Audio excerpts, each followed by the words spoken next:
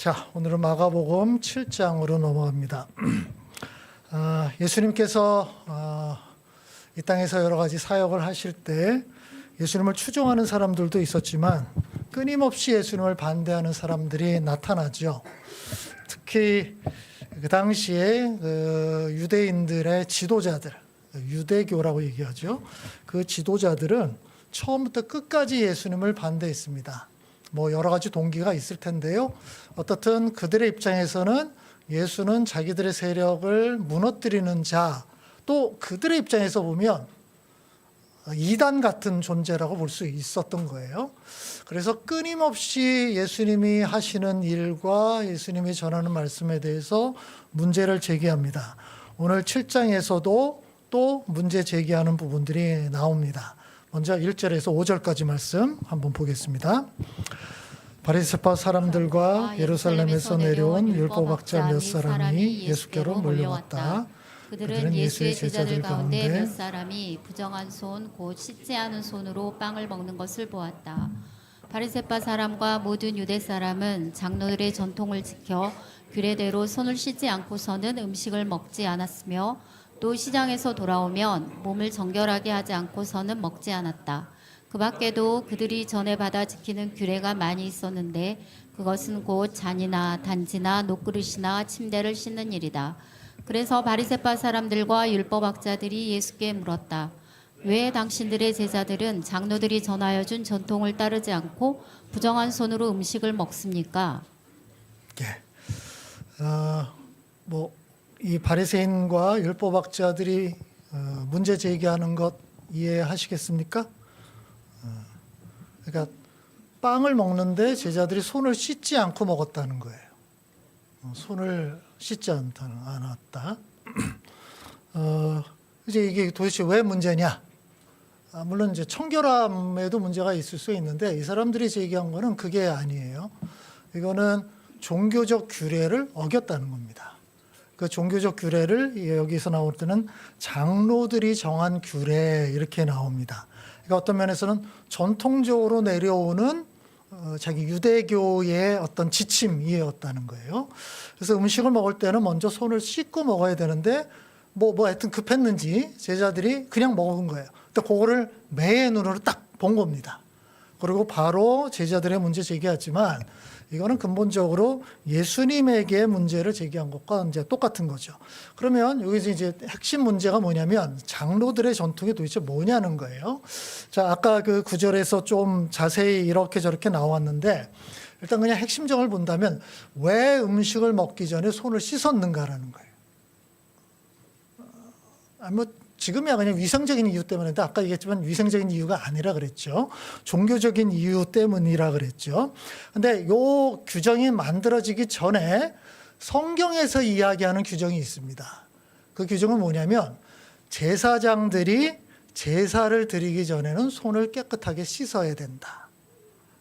그 이유가 뭘까요? 혹시 부정한 것에 접촉을 했을 수가 있기 때문에. 그러니까 제사는 하나님께 드리는 거룩한 행위잖아요. 그래서 그렇게 할 때 제사장들은 몸을 깨끗하게 하고 제사에 임해야 된다는 거예요. 그래서 이거는 율법에 정확하게 규정이 나와 있습니다. 자, 요게 율법 규정이에요. 근데 이 율법학자들이나 이 장로들, 이 사람들이 생각해 볼 때는 이걸 왜 제사장들만 해야 될까? 가만 보니까 일반인들도 살다 보면 부정한 것에 접촉할 때가 있지 않겠냐. 그러면 이걸 제사장들만 지키려고 그러지 말고 우리 일반인들도 그렇게 지키면 좋지 않겠는가? 이렇게 해서 만든 게 이 장로들의 유전이라는 거예요. 유전이라는 것은 전통이라는 거예요. 그래서 규정을 확장을 시켜버린 겁니다. 자, 의도는 좋은 겁니다.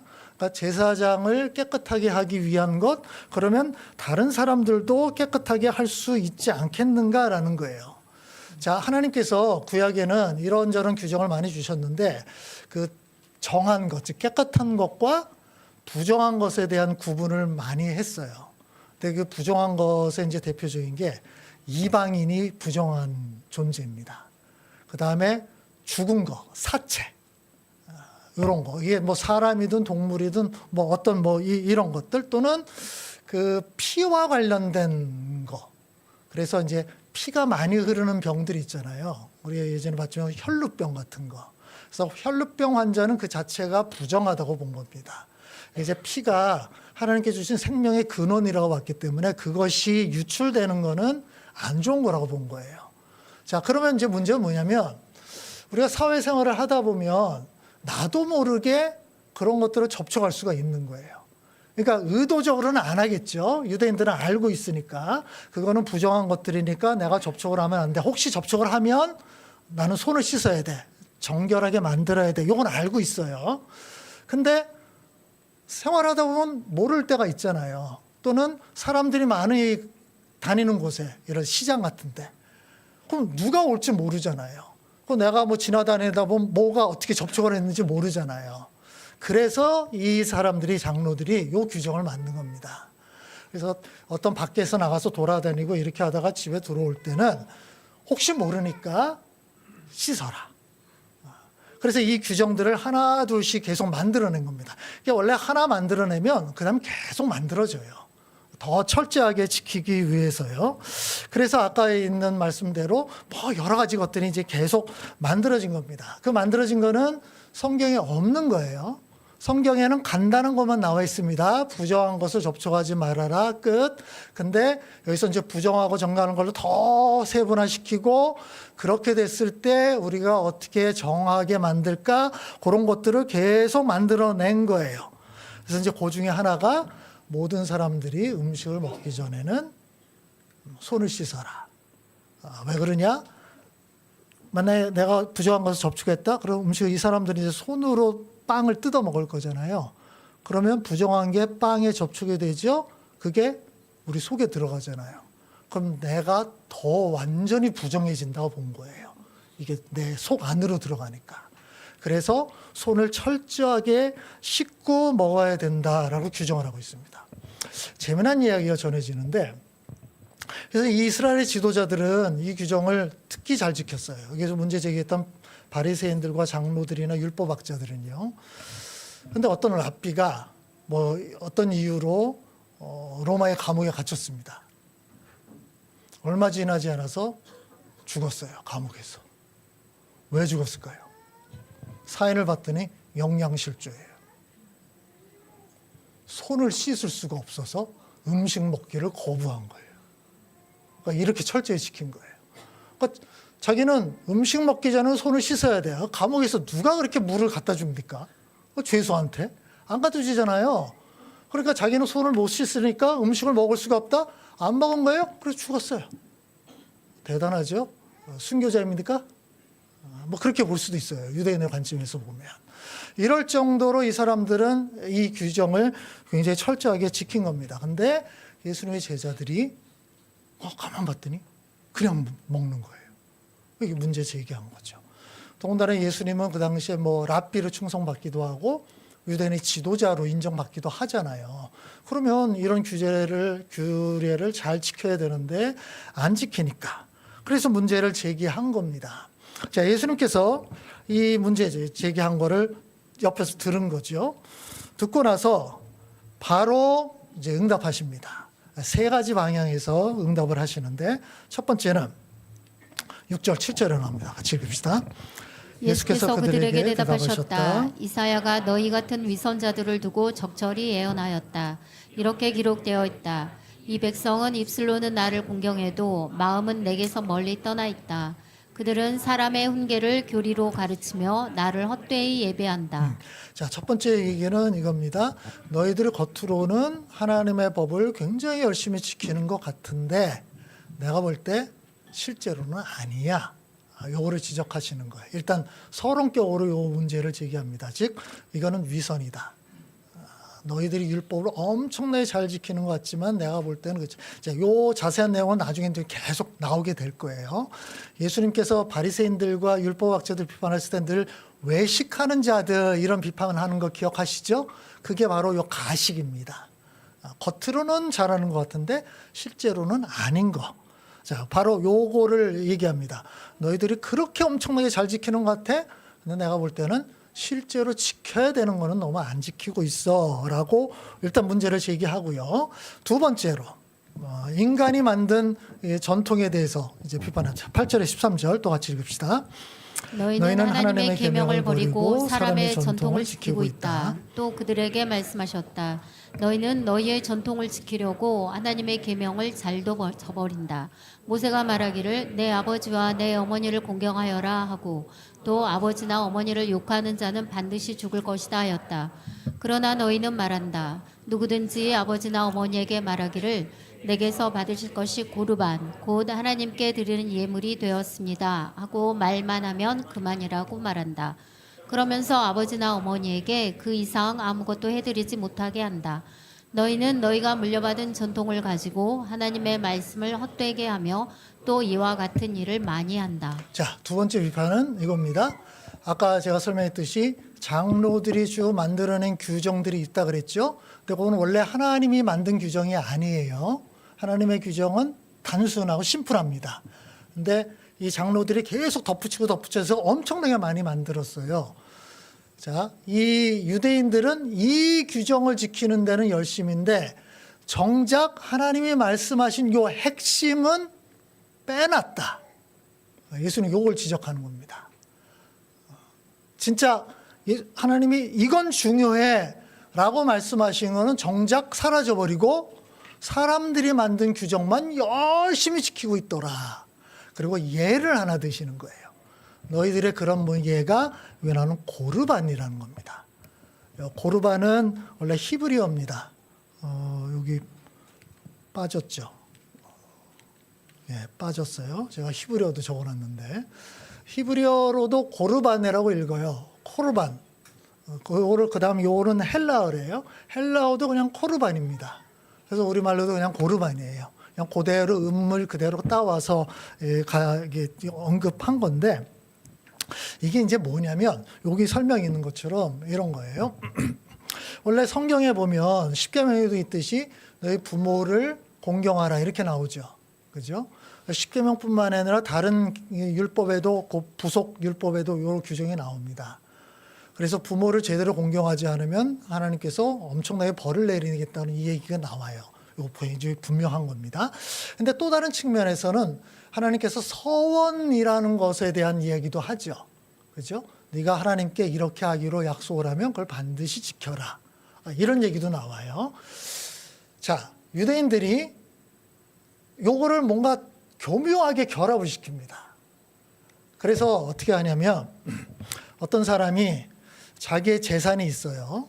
그 재산에 대해서 고르반이라고 선언을 합니다. 여기 보면 하나님께 드리는 예물 중간 오른쪽에 보면 가로 열고 있죠. 고르반은 하나님께 드리는 예물이라는 뜻입니다.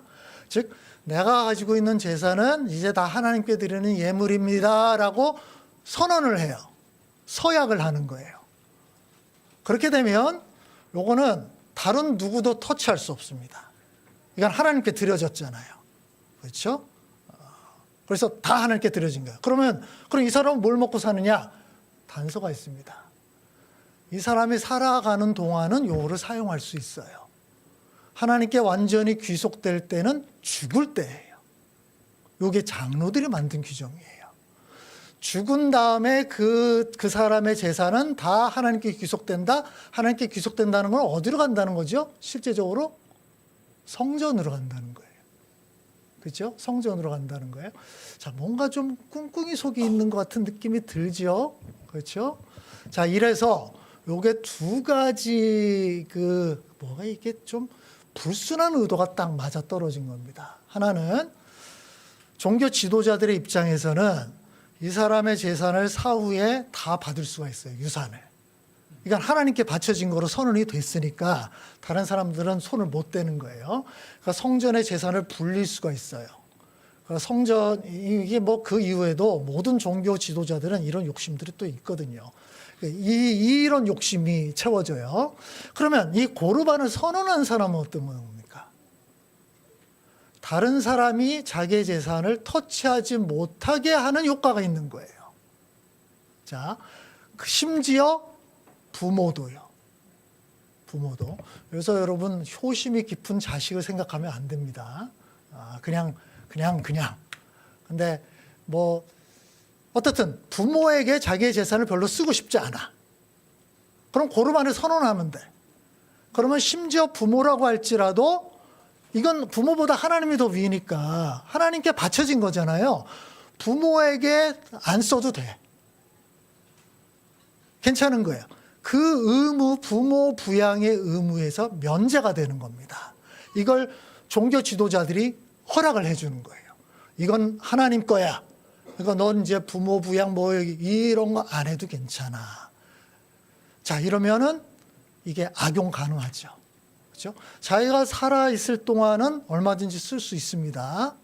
근데 다른 사람들을 위해서는 쓸 필요가 없어요. 뭔가 하나님께 거룩하게 드려진 것 같은데 이게 좀 이상하죠? 이기심이 들어가 있는 거죠. 죽은 다음에는 그 재산이 모두 종교 그 성전의 종교 지도자들이 마음대로 움직일 수 있는 쪽으로 들어가 버립니다. 이게 이 당시에 유행했던 고르반 제도예요.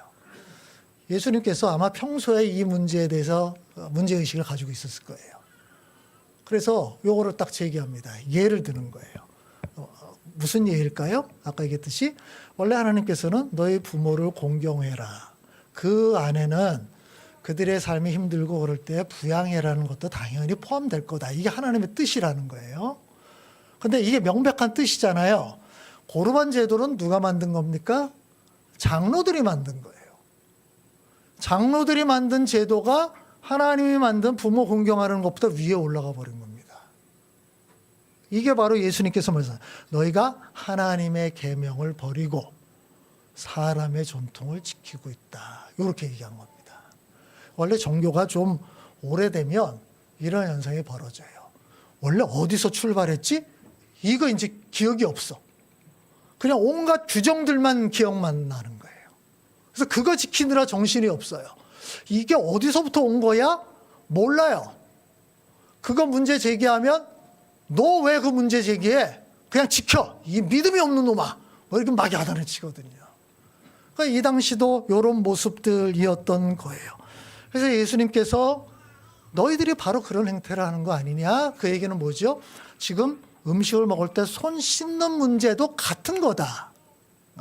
원래 정하고 부정하고의 하나님의 원래 의도하고는 별개로 그것보다 너희들이 만든 규정이 더 위에 가버렸다. 그걸로 사람들을 정죄하고 판단하는 거 아니냐? 이 비판을 하신 겁니다. 자, 세 번째는 이제 본격적인 이제 핵심으로 들어갑니다. 너희가 부정한 손으로 음식을 잡으면 부정한 게 음식에 전달되고 그걸 먹으면 이 사람이 부정해질 거라고 생각을 한다. 그렇죠? 이게 정하고 부정한 거 개념이에요. 예수님께서는 아니다. 그 생각 자체가 잘못됐다라고 지적을 하시는 겁니다. 같이 읽읍시다. 예수께서 다시 무리를 가까이 부르시고서 그들에게 말씀하셨다. 너희는 모두 내 말을 듣고 깨달아라. 무엇이든지 사람 밖에서 사람 안으로 들어가는 것으로서 그 사람을 더럽히는 것은 아무것도 없다. 사람에게서 나오는 것이 그 사람을 더럽힌다. 예수님 완전히 뒤집어 엎죠. 아니 그거 부정한 거 만져서 그걸로 먹었다고 해서 사람이 부정해지는 게 아니야.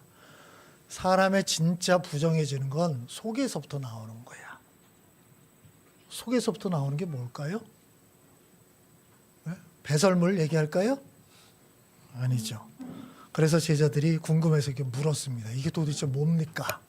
물었더니 예수님께서 설명하시죠. 또 같이 읽읍시다. 예수께서 무리를 떠나 집으로 들어가셨을 때 제자들이 그 비유를 두고 물었다. 예수께서 그들에게 말씀하셨다. 너희도 아직 깨닫지 못하느냐? 밖에서 사람의 몸속으로 들어가는 것이 사람을 더럽히지 못한다는 것을 알지 못하느냐? 밖에서 사람 안으로 들어가는 것은 무엇이든지 사람의 마음속으로 들어가지 않고 뱃속으로 들어가서 뒤로 나가기 때문이다. 예수께서는 이런 말씀을 하여 모든 음식은 깨끗하다고 하셨다. 또 그들에게 말씀하셨다. 사람에게서 나오는 것, 그것이 사람을 더럽힌다. 나쁜 생각은 사람의 마음에서 나오는데 곧 음행과 도둑질과 살인과 간음과 탐욕과 악의와 사기와 방탕과 악한 시선과 모독과 교만과 어리석음이다. 이런 악한 것이 모두 속에서 나와서 사람을 더럽힌다. 이해되시죠? 예. 사람의 속에서부터 나오는 이런 것들, 그게 더 중요한 문제지 어떤 음식을 어떻게 먹느냐 이거 중요한 거 아니다. 예수님이 완전히 개념을 뒤집어 엎으시는 겁니다. 지금 그 당시 종교 지도자들을 비판하고 있는 거예요. 그들은 어떻든 눈에 보이는 그것으로 정하고 부정한 것을 판단하기를 원했는데 예수님께서는 아니야. 그거 중요하지 않아. 더 중요한 거는 너의 속마음이야. 그것이 훨씬 더 중요한 거야 라고 말씀을 하시는 거예요. 이거는 이미 구약 성경에서도 하나님께서 말씀하신 겁니다.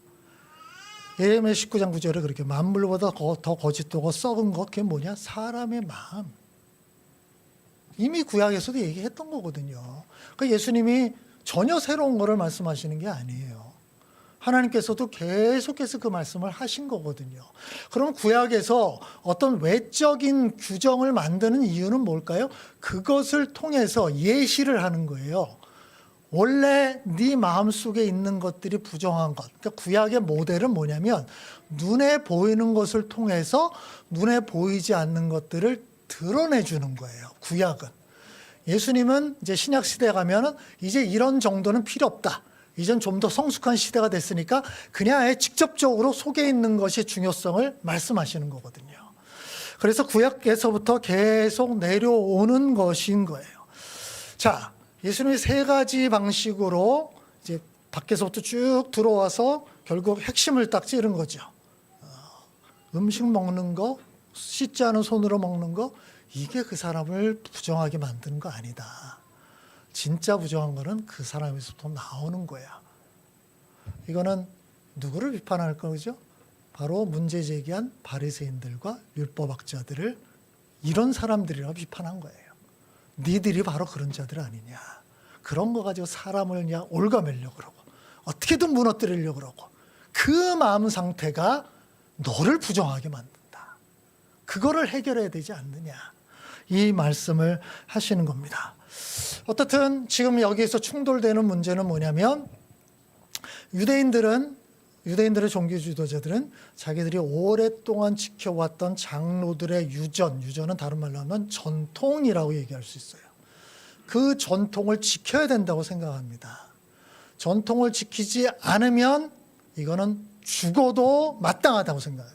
그래서 실제로 예수님을 죽였을 때 주된 이유가 요거였습니다. 자, 이 문제는 이 당시에만 있었던 건 아니에요. 그 이후 지금까지도 이 전통을 둘러싼 문제들이 계속 있어요. 이 전통이 도대체 무엇이냐? 우리가 전통을 지켜야 되냐? 아니면 전통을 안 지켜도 되는가? 그래서 전통에 대해서 좀 생각을 해보려고 합니다. 전통이 좋은 거예요? 나쁜 거예요? 자, 이렇게 질문을 던졌을 때는 넘어가시면 안 되죠. 그죠? 자, 전통은 뭐 오랜 세월에 걸쳐서 이렇게 전해 내려오는 뭐 다양한 것들이죠. 뭐 생각일 수도 있고 어떤 관습일 수도 있고 행동일 수도 있고 뭐 그런 것들이 어떤 집단에서 쭉 공유되는 것들이에요. 그러니까 우리가 지난번에도 뭐 설, 추석 이렇게 명절 지키는 거 이것도 전통이죠, 그죠? 그런 전통들. 뭐 우리나라에서는 뭐 어른들을 공경해야 된다. 이것도 전통적인 관습인 거예요.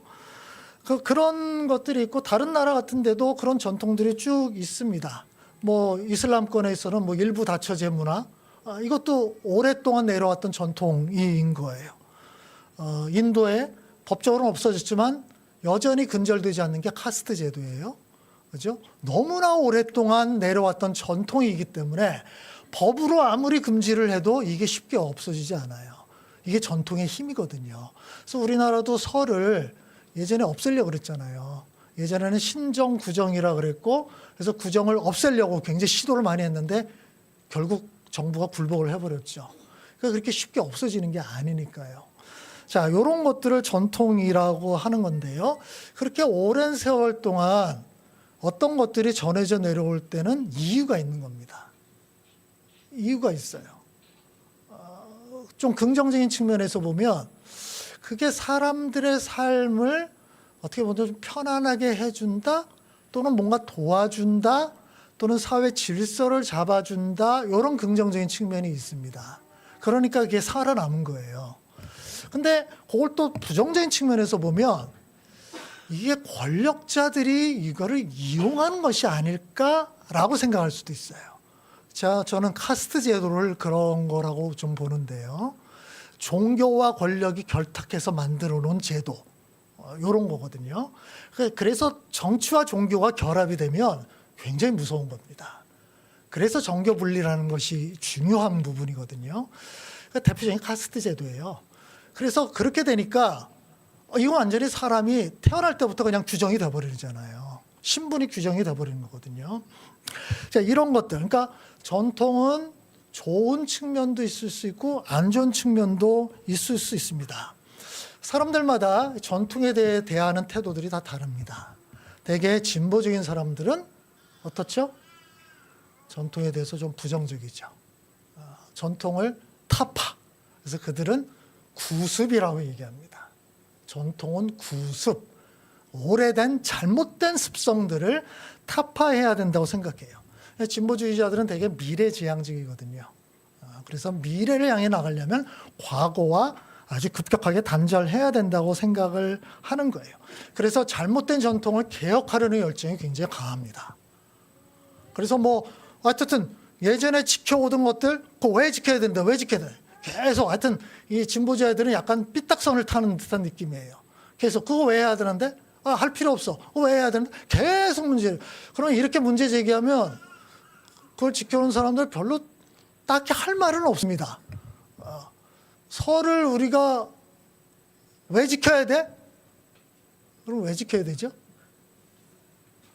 딱히 이게 답할 게 이게 궁색해요. 아니 뭐 휴일로 정해졌으니까 그래 우리가 오랫동안 지켰어. 아니 오랫동안 지킨 걸 왜 지켜야 되는데? 이게 막 따지고 들어가면 솔직히 대답할 게 이렇게 마땅치가 않습니다. 그래서 이제 대개 이제 전통 이런 문제 나왔을 때 이 진보주의자들 목소리가 막 커져요. 그리고 반면에 전통을 지키는 사람들은 이게 약간 수세에 몰리는 듯한 느낌을 들게 됩니다.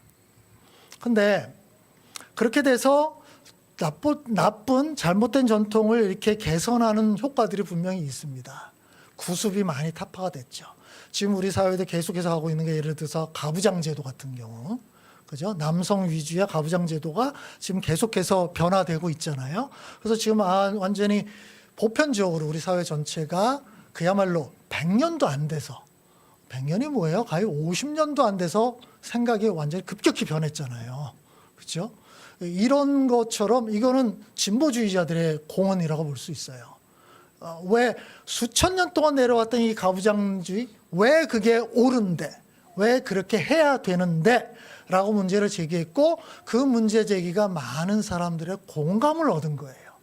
그렇죠? 공감을 얻었기 때문에 그것이 바뀌게 되는 거거든요. 이런 긍정적인 측면들이 분명히 있습니다. 그런데 때로는 과한 측면도 있어요. 그러니까 거의 모든 문제들을 다 잘못됐다고 제기를 하다 보니까 그것까지? 어떻게 그런 것까지? 요즘에 이제 나오는 것들 중에 하나가 뭐냐면 지금 사회가 진보적인 사람들일수록 가족에 대해서 점점 부정적인 얘기들을 계속합니다. 실제로 우리 사회가 1인 가구가 늘어난 거기도 해요. 근데 1인 가구가 늘어났다고 가족이 해체되는 건 아니에요. 그런데 어떻든 명절이 될 때마다 계속해서 어떤 진보적인 매체에서 나오는 얘기는 명절이 사람을 속박한다, 가족이라는 이름으로 사람을 속박하고 압박한다는 이야기가 주조를 이루어요. 계속 그 메시지를 쏟아냅니다. 그렇게 되면서 마치 명절이 필요 없는, 그러니까 명절의 부작용은 분명히 있습니다. 근데 계속 그렇게 되면서 가족이 가족주의라는 이름으로 사람들을 억누르는 것 같은 인상을 계속 줍니다. 심지어 진보주의자들 중에는 이제 가족이라는 것은 의미가 없다. 사람은 다 혼자 사는 거지. 각자 도생인 세상이지 가족이라는 게 뭘 의미가 있냐. 이렇게 주장하는 사람들이 점점 늘어나고 있습니다. 그런가요? 자, 이거는 이미 수십 년 전에 실험했던 거예요. 누가 실험했죠? 공산주의에서 실험했잖아요. 가족을 완전히 해체하려는 실험 성공했습니까? 완전히 실패합니다. 그게 그렇게 되지 않아요. 왜 그렇죠? 우리의 기원이 가족이기 때문에 그래요. 여러분 하늘에서 떨어졌어요? 아니죠. 가족에서 났죠. 그러니까 제가 이럴 생각, 나중에 남자 여자가 만나서 사람이 나오지 않고 인간 복제로 모든 사람을 생산하게 되면 아마 가족이 필요 없을 거예요. 그죠?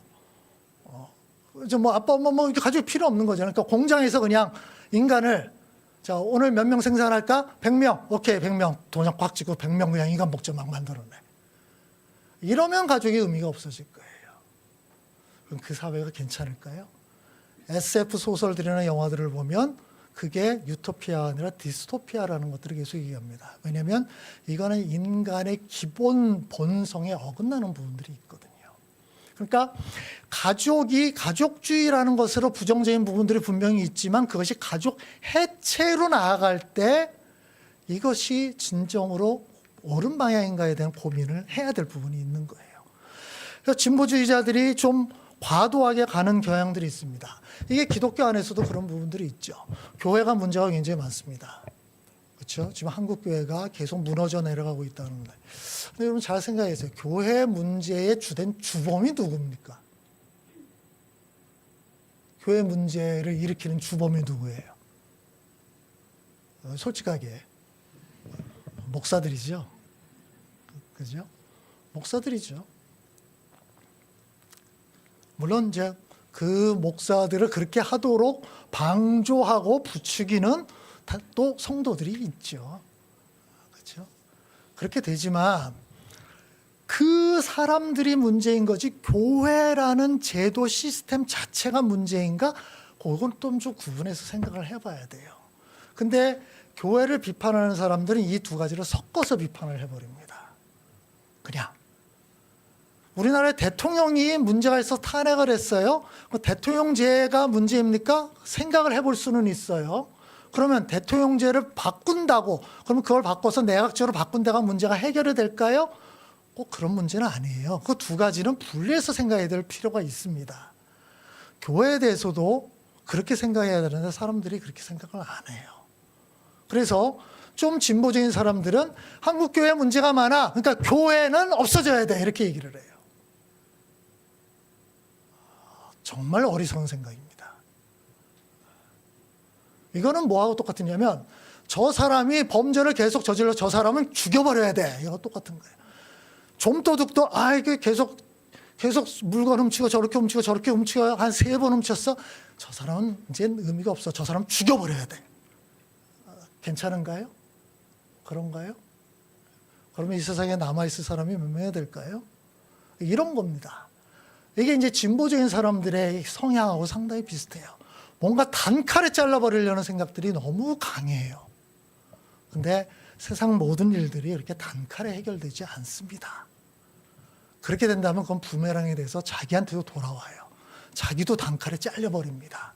그러면 이 세상은 연속성이 없게 된다는 거예요. 보수주의자들은 어떨까요? 전통적으로 보수주의자들은 전통을 중시합니다. 그렇죠? 왜냐하면 급격한 변화를 싫어하니까. 지금까지 쭉 이어왔던 것들이 앞으로도 이어가야 된다고 생각을 하는 거예요. 그래서 이 사람들의 잘하는 것들은 사회 안정성을 이렇게 확보를 해줘요. 그러니까 이 너무 급격하게 변하면 삶이 힘들어져요. 좀 우리 사회도 그런 게 있잖아요. 여러 가지로 이제 디지털화 되다 보니까 나이가 조금만 들어가 버리면 뭔가 뒤처진다는 느낌이 들잖아요. 그죠? 스마트폰 처음 나왔을 때도 그렇고 지금 은행도 전부 인터넷 뱅킹 뭐 이런 시스템으로 점점 변하면서 나이가 든 사람들이 점점 힘들어지죠. 맥도날드 가서 뭔가 먹으려고 그러는데 30분 동안 서 있어서 아무것도 누르질 못해. 아니 이거 끼니를 하나 해결하지 못해요. 이런 문제들이 계속 발생을 하는 거예요. 그죠?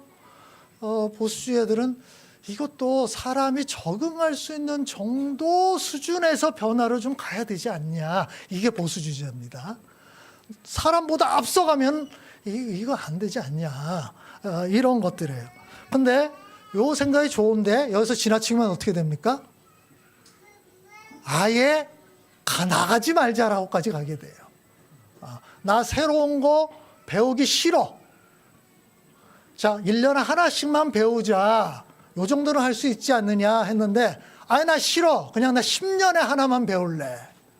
이러면 퇴보죠. 이런 경우가 있어요. 이런 사람들은 수구주의자들이라 그러는 거죠. 아예 변화 자체를 거부하는 거예요. 세상이 계속 변하고 있는데 이상하게 옛날식 사고방식에 사로잡히고 있는 거예요. 아직도 우리나라 대통령을 무슨 주군이라 그러고 무슨 왕처럼 생각하는 사람들이 있어요. 그런 나라에 가서 살고 싶은 거예요. 그 사람들이 북한에 가야 돼요. 우리나라에 그런 수구주의자들이. 그런 나라가 있거든요, 저 북쪽에. 왜 남한에 사는지 모르겠어요. 완전히 왕처럼 대접하고 있고요. 그 다음에 국모라 그러고 국부라 그러고. 도대체 지금 21세기에 이런 용어들을 어떻게 사용됩니까?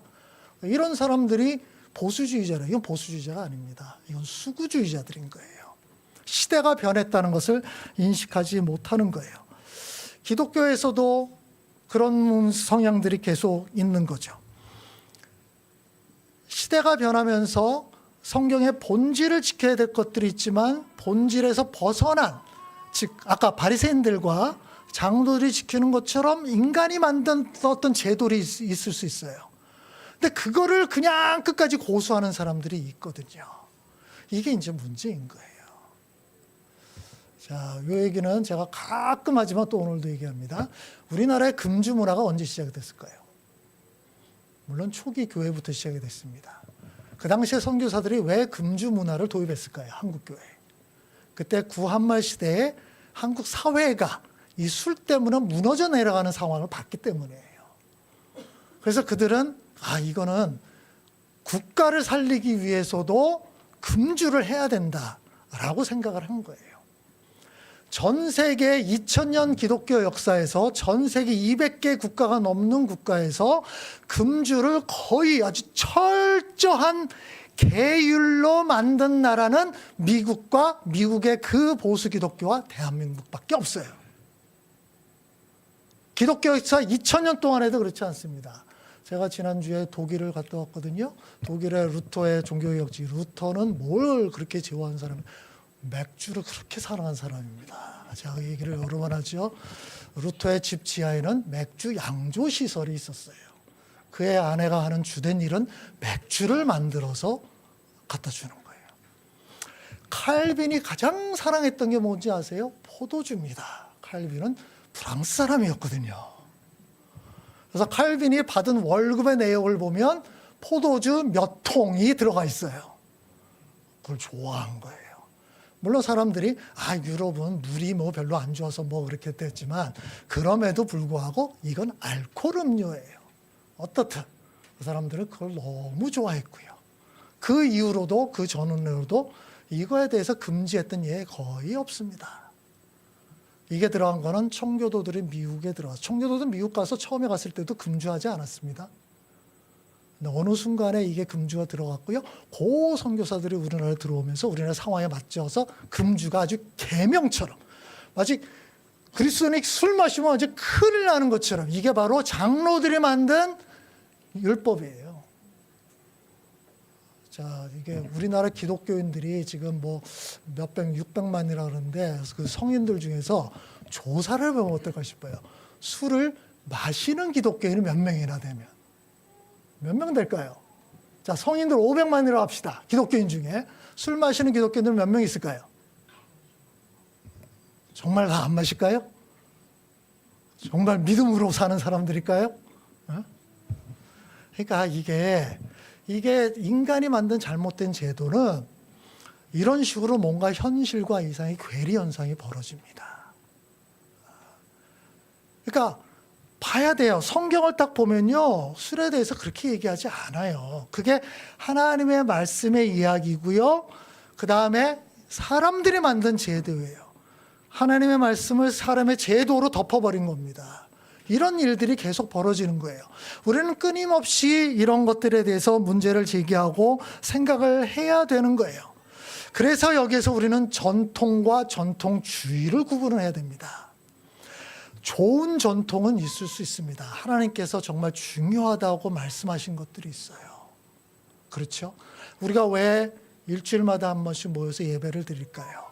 이 예배, 교회 모임, 이거는 전통일까요? 전통주의일까요? 그건 성경을 들여다봐야 돼요. 성경을 보면 이거는 하나님께서 분명히 원하시는 거야. 전통이라는 것을 알 수 있어요.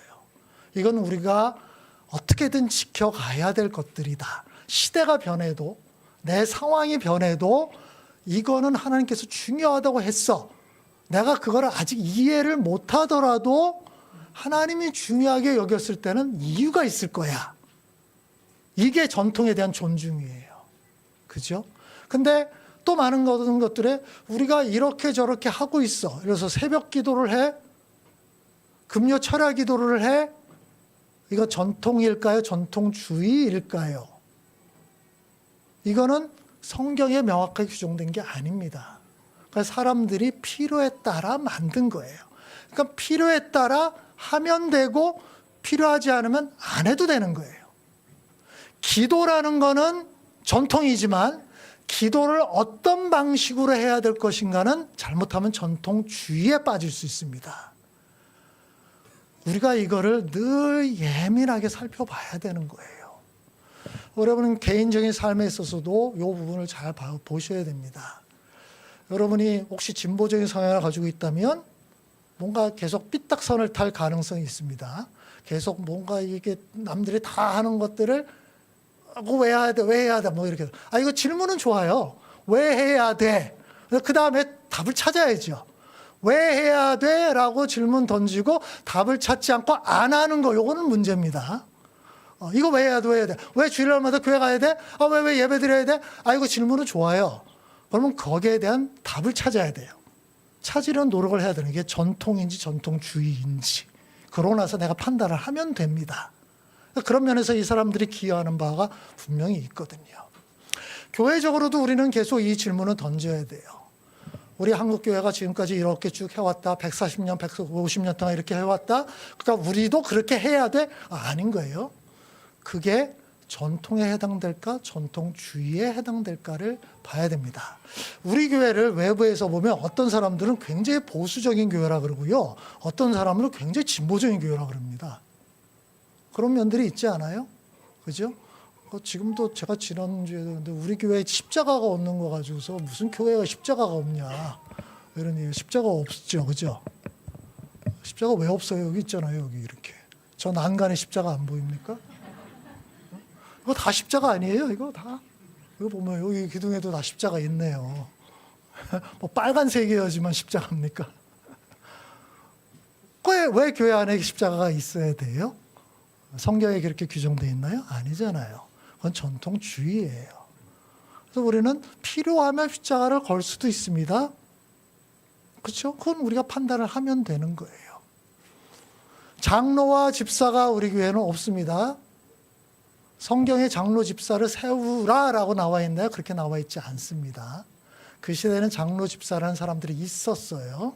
근데 기독교 역사 2000년을 보면 사람들이 때에 따라 상황에 따라 장로 집사를 세우기도 하고 안 세우기도 하고 다양한 방식으로 적용을 했습니다. 그건 아무 문제가 없는 거예요. 그런 걸 보면 우리 교회는 대한민국 교회에서 참 독특한 교회예요. 장로도 없고 집사도 없고 뭐 없어요. 직분자들도 없어요. 다 어떻게 부르느냐? 그냥 이모라고 부르고 삼촌이라고 불러요. 그리고 이제 부르기 껄끄러면 안 불러요. 굉장히 독특한 교회예요. 이런 걸 굉장히 진보적으로 보여요. 그러나 우리 예배 드리는 모습을 보면 굉장히 또 보수적으로 보일 수 있어요. 일단 처음 시작할 때 오르간 소리가 들립니다. 네. 그죠? 좋잖아요. 그죠? 뭐 필요한 대로 우리는 아끼는. 그럼 여기서 혹시 트럼펫을 불면 어떨까요? 좋죠. 최고죠. 색소폰을 불면 어떨까요? 이게 감동입니다. 얼마든지 다양한 걸 쓸 수가 있는 거예요. 그죠? 그러니까 우리는 정말 이것이 전통에 해당되는지 전통주의에 해당되는지를 늘 살펴가면서 저는 계속해서 그거를 생각을 합니다. 우리가 이거를 본질적으로 지켜야 될 것인가 아니면은 요거는 좀 바꿔도 괜찮은 것들인가. 그렇게 좀 보고 있는 거예요. 그래서 이렇게 하려는 주된 목적은 뭘까요? 정말 하나님께서 우리에게 원하시는 것이 무엇일까를 분별하려고요. 밖에서 안으로 들어가는 것이 사람을 더럽히는 게 아니라 안에서부터 나오는 것이 사람을 더럽히게 만든다. 이게 본질이거든요. 그럼 우리가 신앙생활하면서 내가 정말로 지켜야 될, 소중하게 여겨야 될 본질이 무엇인가, 이거를 찾으려는 노력을 하고 있는 거예요. 그게 전통과 전통주의를 구분하려는 이유입니다. 신앙의 핵심을 찾으려는 노력을 끊임없이 하고 있는 거예요. 앞으로도 이 노력을 계속하기를 원합니다. 조금 피곤할 수는 있어요. 그런데 정말로 필요한 일입니다. 여러분 개인의 삶에서도 그렇고 우리 교회적으로도 이런 노력을 그치지 않았으면 좋겠습니다. 같이 기도합시다.